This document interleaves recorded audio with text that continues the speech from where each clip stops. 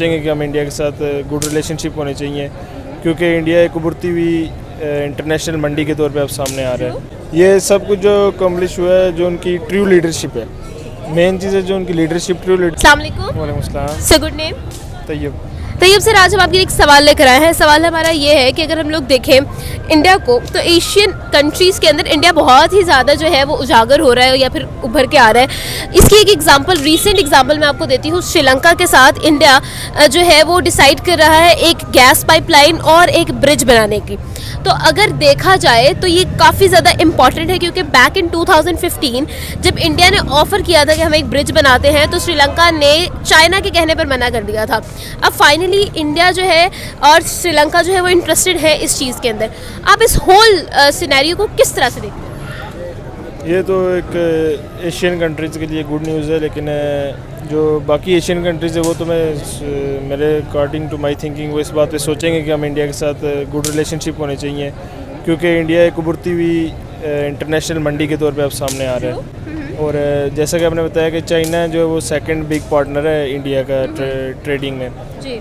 तो इसमें ये तो इंडियन के लिए तो बहुत ज़्यादा, इससे पहले भी काफ़ी इंडस्ट्रीज़ इंडिया में आई हैं, जैसे कि अभी आईफोन एप्पल 50% इंडिया में मैन्युफैक्चर हो रहा है, और भी बहुत ज़्यादा। और जैसा कि आपने बताया था कि 18 कंट्रीज़ में इंडियन रुपये यूज़ होगा। एग्जैक्टली।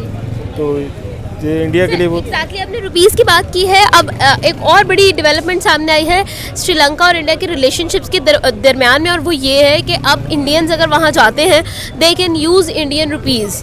तो आप ऐसे इसको किस तरह समझते हैं कि मतलब like as an international currency India को जो है वहाँ पर समझा जा रहा है? क्या कहेंगे आप?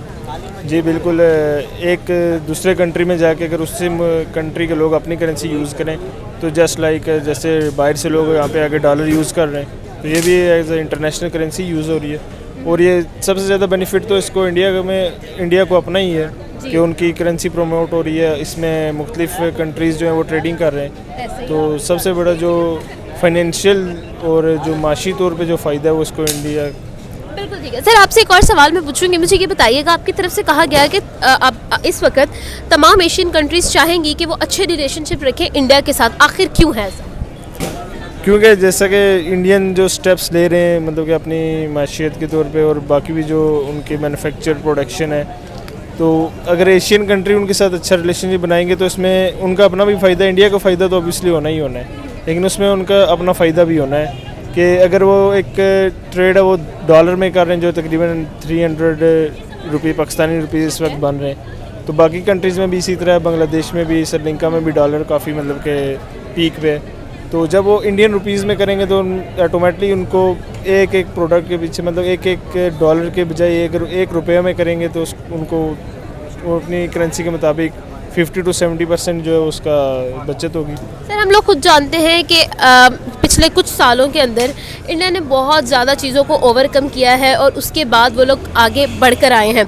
जैसे कि उसकी एक मेन एग्जांपल हम लोग लेते हैं कि India has manage to beat the UK economy, और वो लोग जो है 5th लार्जेस्ट इकॉनमी बन चुके हैं पूरी दुनिया के अंदर। ये भी लोग कह रहे हैं कि मतलब वो आने वाले सालों के अंदर 2nd लार्जेस्ट इकॉनमी बन जाएंगे। खैर, इन चीज़ों को हम लोग छोड़ते हैं और आगे बढ़ते हैं। मुझे ये बताइएगा कि ये जो सब कुछ अकम्प्लिश हुआ है, आखिर इंडिया ने कैसे किया?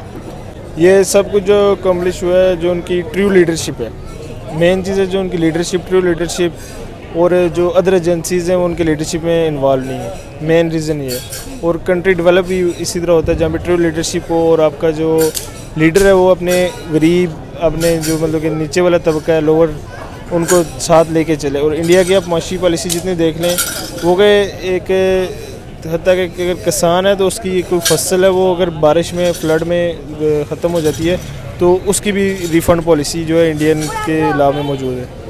बिल्कुल ठीक है, बहुत शुक्रिया सर हमारे साथ उनका ओपिनियन जाना।